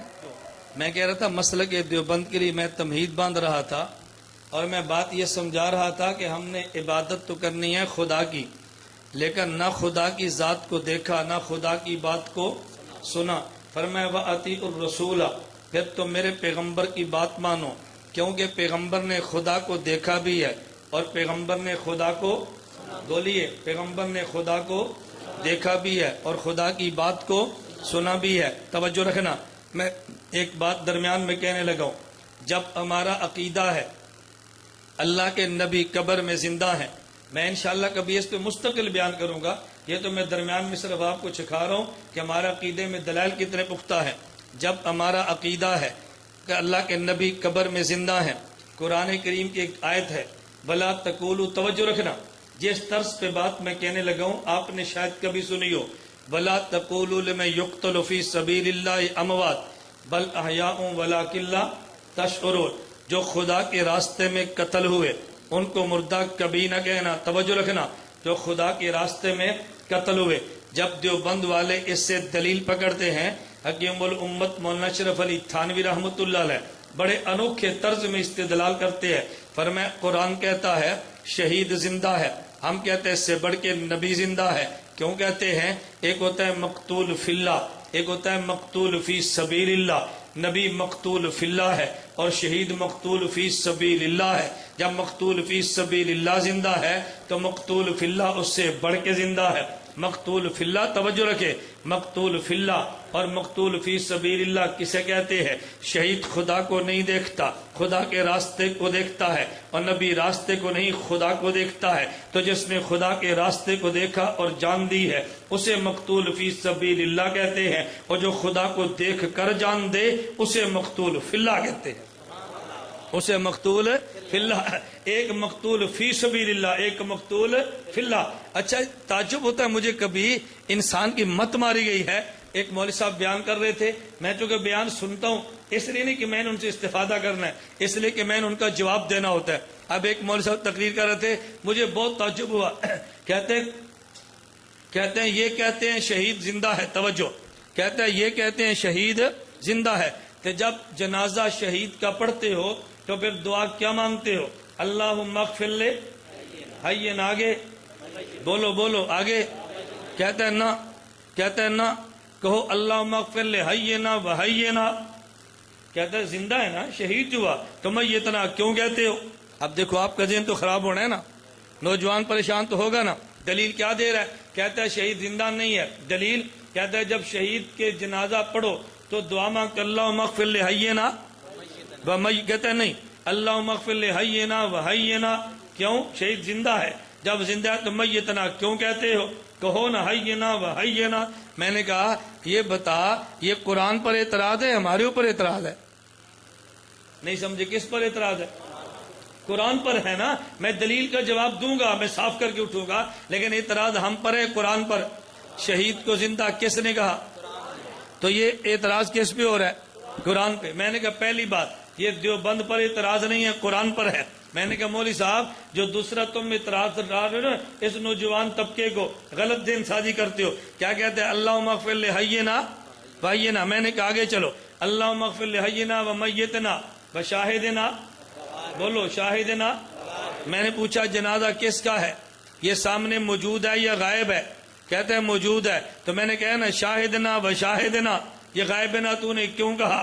یہ تو سامنے ہے۔ میں نے کہا آگے چلو، بولو وصغیرنا۔ میں نے کہا یہ کبیرنا، یہ بڑا ہے یا چھوٹا؟ کہتا جی بڑا۔ تو میں نے کہا نا کبیرنا و کبیرنا، صغیرنا کیوں کہا ہے؟ آگے چلیے، وذکرنا، بولو بولو وذکرنا۔ میں نے کہا جنازہ ہے تیرے باپ کا، پیو کا جنازہ ہے، تو کہنا ذکرنا و ذکرنا، یہ انسانہ کیوں پڑے ہے؟ انسانہ کیوں پڑے؟ میں نے کہا دو جواب۔ اب کوئی جواب نہیں ہے۔ میں نے کہا نا توجہ، ہم کہتے ہیں کبھی جنازہ ہوتا ہے مرد کا، ہم کہتے ہیں ذکرنا، انسانہ، عورت کو بھی دعا میں شامل کرتے ہیں۔ جنازہ ہوتا ہے عورت کا، کہتے ہیں انسانہ، ذکرنا کہہ کے مرد کو بھی شامل کرتے ہیں۔ جنازہ تو ہے بڑے کا، کبیرنا، صغیرنا کہہ کر بچوں کو بھی شامل کرتے ہیں۔ جنازہ تو ہے شاہد موجود کا، غائبنا کہہ کے امت کو شامل کرتے ہیں۔ اگر جنازہ ہو شہید کا، حینا، ساتھ میتنا کہہ کے مردوں کو بھی شامل کرتے ہیں۔ اگر شہید نہ ہو تو میتنا، حینا کہہ کر شہید کو بھی شامل کرتے ہیں۔ اب سمجھ آئی کیوں کہتے اس کو نہ بلاؤ؟ دیکھو میں کوئی گالی نہیں دیتا، کوئی فتویٰ نہیں ہے، کوئی مخالفت نہیں ہے، کوئی توڑ کی بات نہیں ہے۔ مولانا الیاس کو ملک کو نہیں آنا چاہیے۔ کیوں؟ امیر شریعت عطا اللہ شاہ بخاری کا جلسہ تھا، انگریز کو پتا تھا عطا اللہ کیا بات کہتا ہے۔ ان نے نوجوان لڑکے تیار کیے کہ جب عطا اللہ شاہ بخاری سٹیج پہ پہنچے اس کو آگے انڈے مارو، ٹماٹر مارو، جلسہ نہ ہونے دو۔ امیر شریعت گاؤں میں پہنچے تو لوگوں نے کہا شاہ جی آج تمہارے خلاف فضا بڑی خلاف ہے۔ شاہ جی نے فرمایا سٹیج تک مجھے پہنچا دو، آگے میں جانوں اور فضا جانے، مجھے سٹیج تک پہنچاؤ۔ سٹیج تک لے گئے۔ شاہ جی قوم کا مزاج سمجھتے تھے، یہ قرآن سے دوڑتی ہے کسے سنتی ہے۔ شاہ جی نے فرمایا بھائی آج میں تقریر نہیں کرتا، ایک قصہ سناتا ہوں، اگر کہو تو میں سنا دوں۔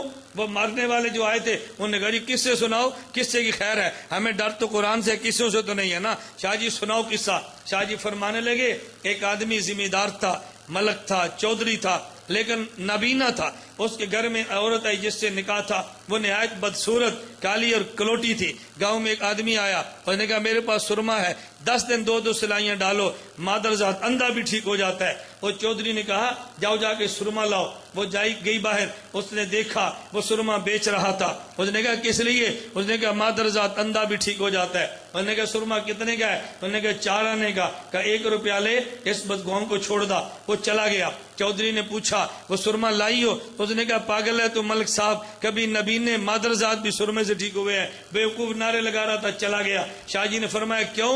وہ جانتی تھی اگر اس نے 2 سلائیاں ڈال لی، چودھری کی آنکھیں آ گئی، مجھے گھر میں کون رکھے گا؟ شاہ جی فرمانے لگے نوجوانوں، یہ تمہارے گھر میں انگریز جو آخر آیا ہے، تم چودھری ہو، ایمان والے ہو، سلطنت والے ہو، یہ چوڑا تمہارے ملک میں آیا ہے۔ اس کو پتہ ہے اگر امیر شریعت نے مسئلہ سمجھا دیا یہ نوجوان بیدار ہو جائیں گے۔ انگریز کو نکلنا پڑا۔ وہ کہتے سرما نہ بیچے، اگر کہو تو 2 سلائیاں تمہیں دے دوں، اگر کہو تو 2 سلائیاں ڈال دوں۔ کہا جی ڈالیں۔ پھر ادھر عشاء ہوئی، ادھر فجر ہوئی، پھر شاہ جی لگے رہے۔ تو اس لیے لوگوں کی پوری خواہش اس کو مت آنے دو. آنے پر کوئی گالی نہیں ہے. ہمارا تبلیغی طرز ہے, دلائل کی طرز ہے. بھائی دلائل ہر بندہ بیان کرے, ہر بندے کو حق حاصل ہے. کبھی آپ کے سینکڑا بات میں کوئی عالم جاؤ, ہم نے کبھی نہیں کہا اس کو نہیں آنا چاہیے, اس کو پابندی لگاؤ. ہر مسلک اپنے عقیدے کو, ہر بندہ اپنا عقیدہ بیان کرے, حق حاصل ہے. ہم بھی عقیدہ بیان کریں. توجہ, جو بات میں سمجھا رہا تھا, میں کہہ یہ رہا تھا, ہم نے اللہ کی ذات کو دیکھا اور سنا نہیں ہے. پیغمبر نے خدا کی ذات کو دیکھا اور, توجہ ادھر رکھے نا, پیغمبر نے خدا کی ذات کو دیکھا اور سنا ہے.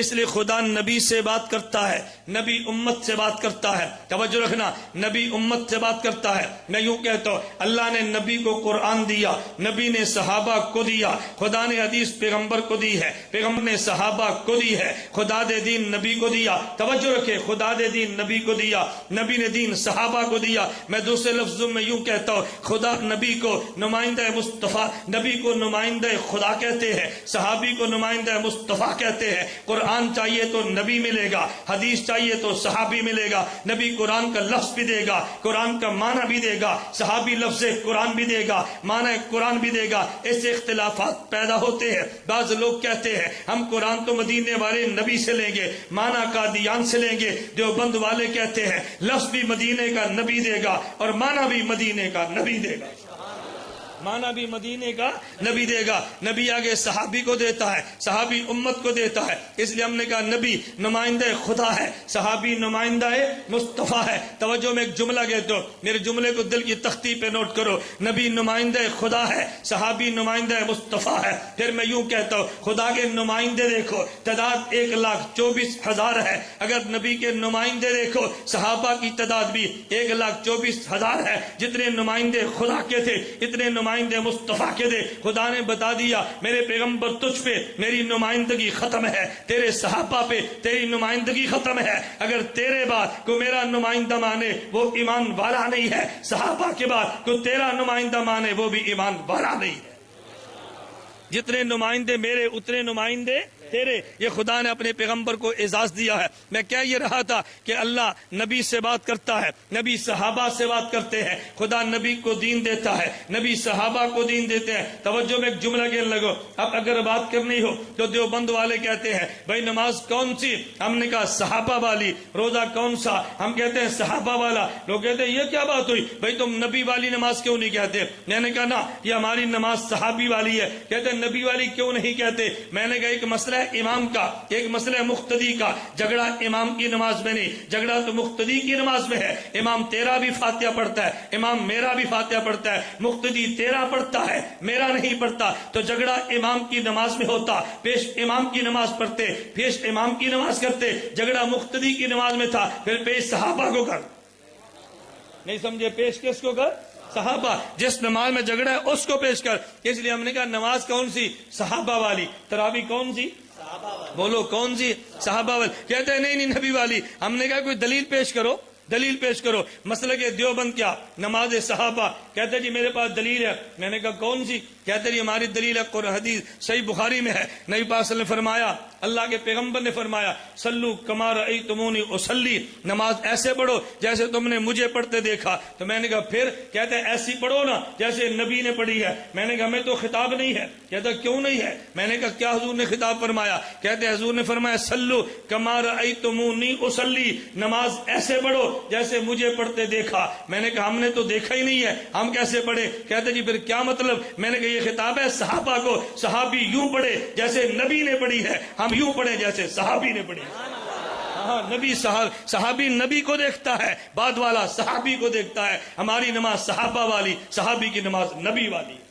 میں نے کہا مجھے تجھے تو خطاب ہی نہیں ہے. کہتا جی میرے پاس دلیل موجود ہے. میں نے کہا اور دلیل لا, کون سی دلیل ہے. کہتے حضور نے فرمایا ترکت فیکم امرین لن تضلوا بعدی, لن تضلوا بعدی ابدا ما ترکت ما تمسکتم بہما. میں تمہیں دو چیزیں دیتا ہوں, ایک قرآن اور ایک سنت. ایک قرآن ایک حدیث, ان دو کو لو, کبھی گمراہ نہیں ہوگے. تم دیوبند والے صحابہ کی بات کیسے کرتے ہو. میں نے کہا میری بات کو سمجھ, تو حدیث کو سمجھا ہی نہیں ہے. کہتے کیا مطلب. میں نے کہا حضور فرماتے ہیں ترکت فیکم, ترکت فی, میں تمہیں دیتا ہوں. میں نے کہا کسے خطاب ہے تجھے, تو تھا ہی نہیں. یہ خطاب کنے ہے, صحابہ کو. فرمایا میں تمہیں کتاب بھی دیتا ہوں, تمہیں سنت بھی دیتا ہوں, پھر ہمیں کیا ملے گا. میں نے کہا اس کو مثال تو یوں سمجھ, تو نے چکوال سے اسلام آباد جانا ہے, کب جائے گا؟ جب گاڑی پہ ہوگا۔ گاڑی رات کو کب چلے گی؟ جب دو ہیڈ لائٹیں ہوں گی، ایک دائیں طرف ایک بائیں طرف۔ یہ دو ہیڈ لائٹیں چھوڑ دے، گاڑی کبھی سفر نہیں کر سکتی۔ دو ہیڈ لائٹیں موجود ہوں اور گاڑی نہ ہو، کبھی ہیڈ لائٹیں چل نہیں سکتی۔ میں نے کہا بالکل اسی طرح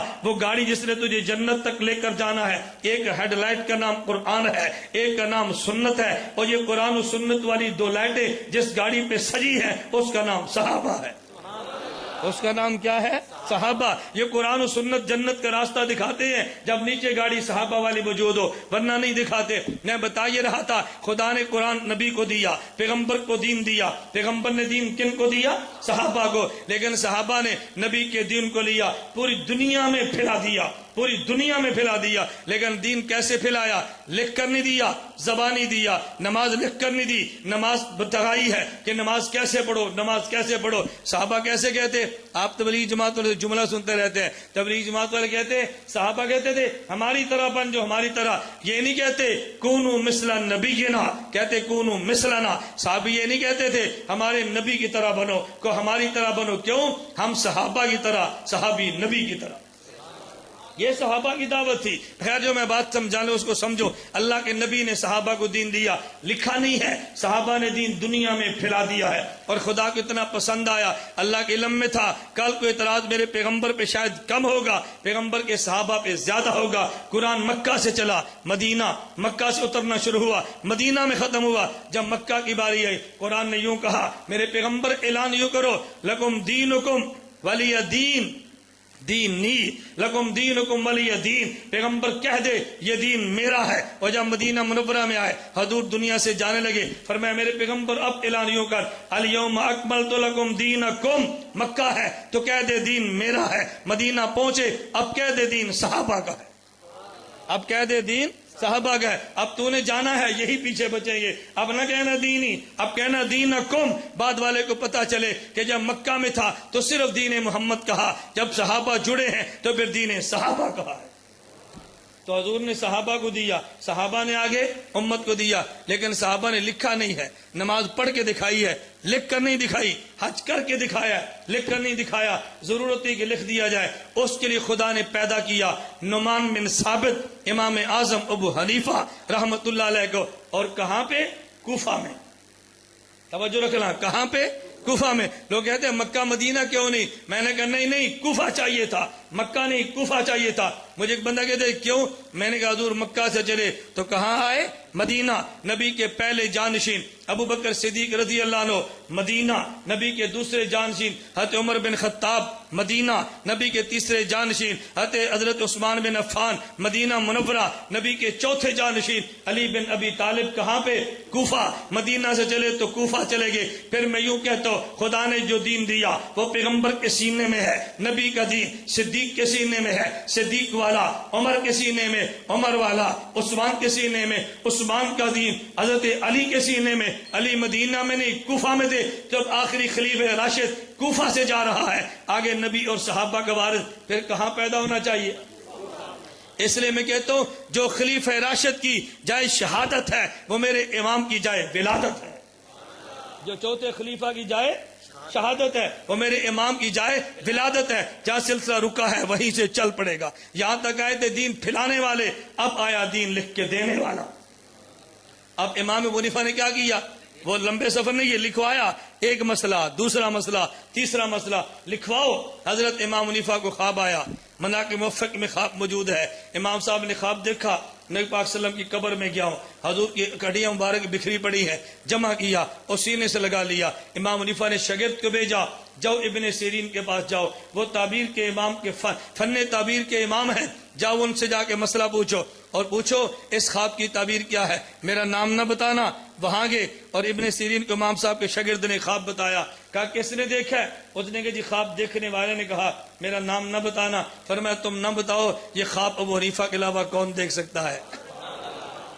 خواب دیکھا یا بیداری میں دیکھا؟ اب خواب کی تو تعبیر ہوتی ہے نا، کئی لوگ کہتے ہیں جو امام صاحب نے کیسے دیکھا۔ اب امام ابن سیرین کی تعبیر سنو۔ امام ابن سیرین فرمانے لگے، فرمایا جاؤ امام ابو حنیفہ کو بشارت دے دو کہ وہ دین پیغمبر کا جو دنیا میں پھیل گیا ہے اس کو ایک جگہ جمع کرنے کا کام خدا تجھ سے لے گا۔ یہ حضور کی مبارک ہڈیاں پیغمبر کا دین ہے جو دنیا میں بکھرا ہے، خدا تم سے جمع کرنے کا کام لے گا۔ پھر امام سیوطی، امام حاکم کہتے ہیں انہو اول من دون علم الشریعہ ورتبہ ابوابا ولم یسبقہ احد، سب سے پہلے اس نے حضور کا دین جمع کیا، اس کا نام ابو حنیفہ ہے۔ آج آپ نے دیکھا ہوگا دنیا میں دو طبقوں میں مخالفت بڑی ہے، نمبر ایک امام حنیفہ کی، نمبر دو تبلیغی جماعت کی۔ آپ نے دیکھا ہے نا، دو کی مخالفت بڑی ہے۔ آپ کو پتہ ہے مخالفت کیوں ہے؟ اس مخالفت کی وجہ ایک کام امام ابو حنیفہ نے فرمایا اور ایک کام حضرت جی مولانا الیاس رحمۃ اللہ علیہ اور تبلیغی جماعت نے کیا ہے۔ امام صاحب نے کام کیا کیا؟ اللہ کے نبی کی سنتوں کو جمع کیا، اور تبلیغی جماعت نے کام کیا کیا؟ نبی کی سنتیں جو مٹی تھی ان کو زندہ کیا۔ میں کہتا ہوں دیوبند والو، سنت کو جمع بھی تیرے امام نے کیا ہے اور سنت کو پھیلایا بھی تم نے ہے۔ جمع کرنے والے بھی ہم ہیں اور پھیلانے والے بھی ہم ہیں۔ اب سنت کو دشمن تیرا دشمن نہیں بنے گا، بنے گا، لیکن تو نے ہمت سے کام لینا ہے۔ مخالفت کا جواب مخالفت نہیں ہے، مخالفت کا جواب اخلاق، نرمی، محبت اور دلائل ہے۔ ایک وقت آئے گا یہ مخالفت والا تیرے قدم چوم لے گا۔ میرے امام نے دین کو جمع کیا اور یہ دین دنیا میں پھیلا۔ اس پہ چھوٹا سا نقطہ یاد رکھو، حضرت امام صاحب نے خواب کیا دیکھی؟ نبی پاک صلی اللہ علیہ وسلم کی مبارک ہڈیاں بکھری ہیں۔ امام ابن سیرین نے تعبیر کیا دی؟ حضور کا دین پھیلا ہے۔ یہ کیوں تعبیر دی ہے؟ ذرا تعبیر کو سمجھنا، تعبیر ایک مستقل فن ہے، عام بندہ نہیں جانتا۔ یہ خواب کی تعبیر کیوں دی ہے؟ میں ایک جملہ کہنے لگا، وجہ یہ ہے تیری اور میری نماز کا نام دین ہے، تیرے اور میرے روزے کا نام دین ہے، تیرے اور میرے حج اور زکوٰۃ کا نام دین ہے، میرے پیغمبر کے وجود اثر کا نام دین ہے۔ نہیں سمجھا؟ میرے پیغمبر کے وجود اثر کا نام دین ہے، تیری اور میری نماز کا دین ہے، نام دین ہے، میرے پیغمبر کے وجود اثر کا نام دین ہے۔ خدا کی قسم اٹھا کے کہتا ہوں میری اور تیری نماز اتنا بڑا دین نہیں ہے جتنا وجود پیغمبر دین ہے۔ تیرا اور میرا روزہ اتنا بڑا دین نہیں ہے جتنا وجود پیغمبر دین ہے۔ میرے اور تیرے نماز سے وہ مقامات نہیں ملتے جو پیغمبر کے وجود سے ملتے ہیں۔ تو کہے گا دلیل کیا ہے؟ تو نے حدیث کئی بار دفاع صحابہ کے عنوان پہ سنی ہے، لیکن ایک بات میں ظرافت کے طور پہ کہتا ہوں، تو نے خطیب سے تو نہیں ہے، تو نے وکیل سے نہیں سنی، ذرا وکیل سے سن، پھر حدیث کی لذت دیکھ لا۔ اللہ کے نبی صلی اللہ علیہ وسلم نے فرمایا لا تسبوا اصحابی، میرے صحابہ کوئی شان میں نزیبہ جملہ نہ کہنا۔ میں ترجمہ گالی نہیں کرتا، عربی زبان میں گالی کو شتمن کہتے ہیں، سبن کو نزیبہ جملہ کہتے ہیں۔ پھر میں میرے صحابہ کی شان میں نزیبہ جملہ نہ کہنا۔ میرے پیغمبر نے پھر دلیل دی ہے، کیوں؟ فإن أحدكم لو أنفق مثل أحد ذهبا ما بلغ مده ونصيفه، فرمایا اس لیے اگر میرا صحابی ایک مٹھی جو خرچ کر دے اور تم اوت پہاڑ کے برابر سونا بھی خرچ کرو، یہ سب تم اس کے برابر نہیں ہو۔ ارے اس کی وجہ کیا ہے؟ تیرے پاس اوت پہاڑ کے برابر سونا ہے، صحابی کے پاس مٹھی جو ہے۔ تیرا اوت پہاڑ کے برابر سونا صحابی کی مٹھی جو کے برابر کیوں نہیں ہے؟ تیری اور میری کروڑوں نمازیں صدیق کی ایک نماز کے برابر نہیں ہے، تیرے اور میرے اربوں حج عمر کے ایک حج کے برابر نہیں ہے۔ میرے دوست وجہ یہ ہے کہ تیرے اور میرے پاس نمازیں موجود ہیں، وجود پیغمبر نہیں ہے۔ ہمارے پاس حج موجود ہے، صحبت پیغمبر نہیں ہے۔ صدیق کی رکعت ایک ہے، وجود پیغمبر کے ساتھ ہے، ادھر مٹھی جو ہے صحبت پیغمبر کے ساتھ ہے۔ تو پھر مان لے اگر مٹھی جو ایک طرف ہو جائے، اس پہاڑ کے برابر سونا ایک طرف ہو جائے، یہ برابر کیوں نہیں ہے؟ اس پہاڑ کے سونے کو وجود پیغمبر جو نہیں ملا، ادھر مٹھی جو کو پیغمبر کا وجود ملا ہے۔ پھر تجھے مان لینا چاہیے کہ تیرے اور میرے عمال کا وہ مقام نہیں ہے جو وجود پیغمبر کا مقام ہے۔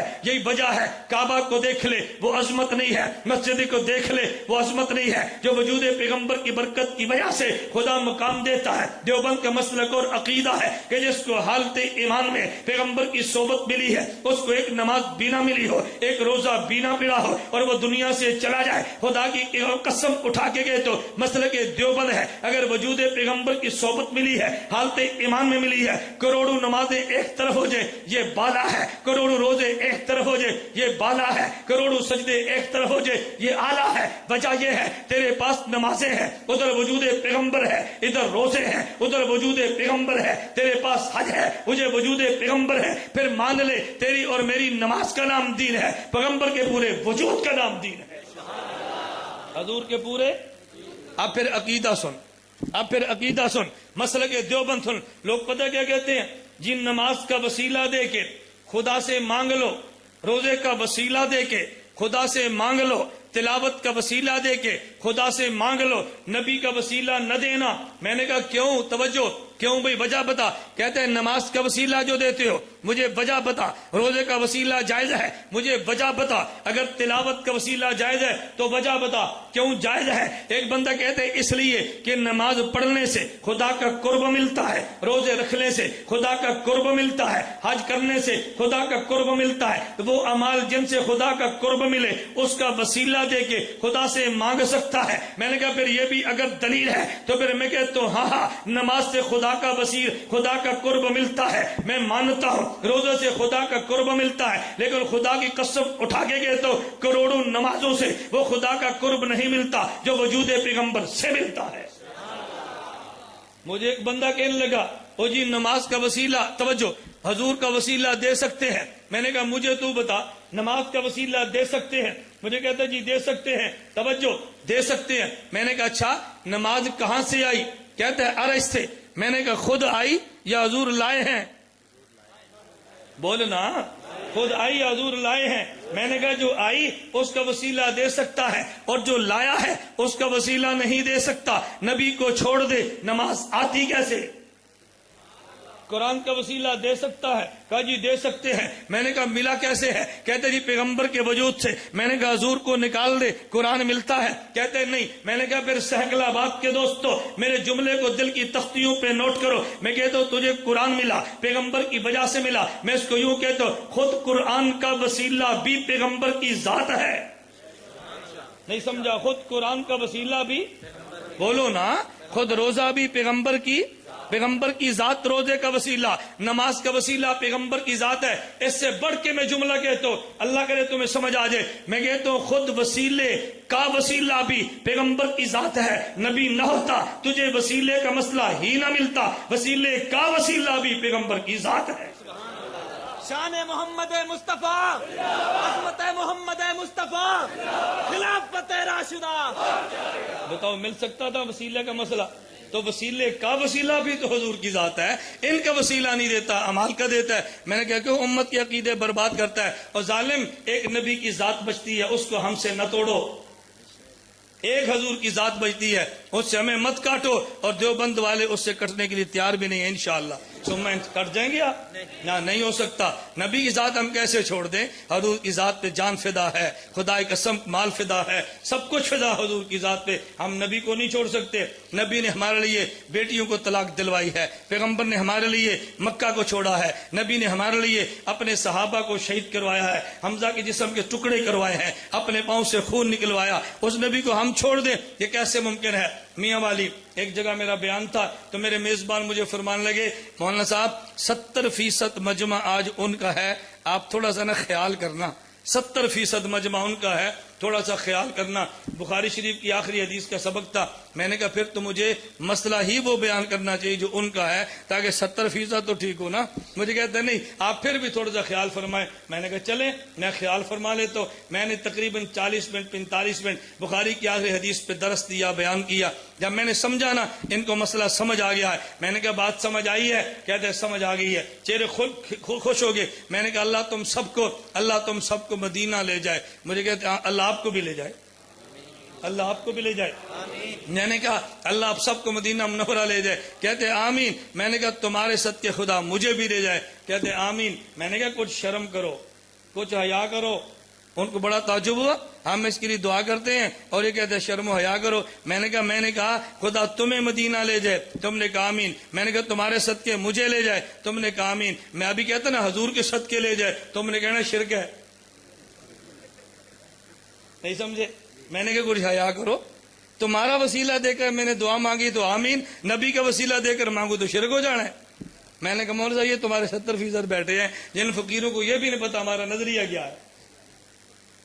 اللہ ہمیں بات سمجھنے کی توفیق عطا فرمائے۔ اللہ میں نے شروع میں ایک جملہ شعر کہا تھا، شاید آپ کو یاد ہو، اب آپ کو شعر کا مزہ اب آئے گا۔ نام محمد سے دلوں کو سرور ملتا ہے، نام محمد سے دلوں کو نگاہ فکر کو تازہ شعور ملتا ہے۔ نصیب کیسا بھی ہو واسطہ احمد کا دے کے، نصیب کیسا بھی ہو وسیلہ محمد کا دے کے، خدا سے جو بھی مانگو ضرور ملتا ہے۔ اب شعر سمجھ آیا نا کہ ابھی مجھے شعر تقریر کے بعد پڑھنا پڑتا ہے کہ پہلے پڑھا تو ان کو سمجھ نہیں آنا. ان نے خطیبوں تو رٹا رٹا میرا شعر سن لینا. میں خطابت کی طرح شعر نہیں پڑھتا. ہم شعر بھی عقیدے اور مسلک والا پڑھتے ہیں. اللہ ہم سب کے مسلک کو عام فرما دے. میں چوتھی اور آخری بات کہتا ہوں. تو جمع کس نے کیا؟ حضرت امام اعظم ابو حنیفہ نے. توجہ، 1000 سال گزر گیا. اب دین میں کمی، دین میں بیشی، دین میں زیادتیاں، دین میں قطر و باندھی شروع ہو گئی.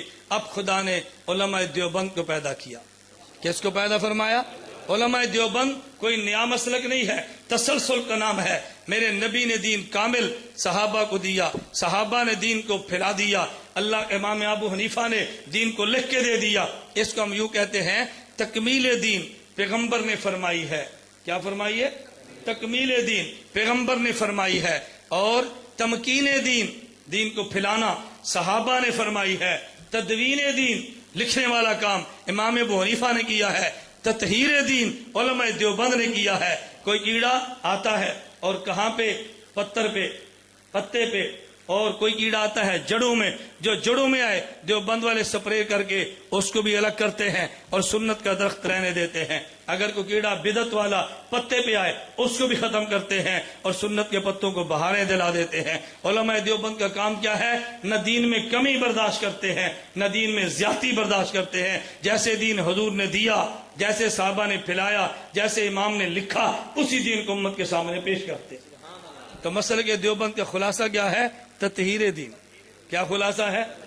نہ کمی نہ بیشی، نہ لڑائی نہ جھگڑا، نہ پھڈا نہ شرارت. اپنا عقیدہ بیان کرنا تو کوئی حرج نہیں ہے نا. اس لیے بھائی کوئی بھی مسلک آدمی آئے ہم کہتے ہیں کرو اپنے مسلک بیان، اور جب ہم آئیں ہمیں بھی بیان کرنے دو. نہ ہم تمہاری شکایتیں لگاتے ہیں نہ ہماری شکایتیں لگاؤ. انتظامیہ کو پریشان نہ کرو.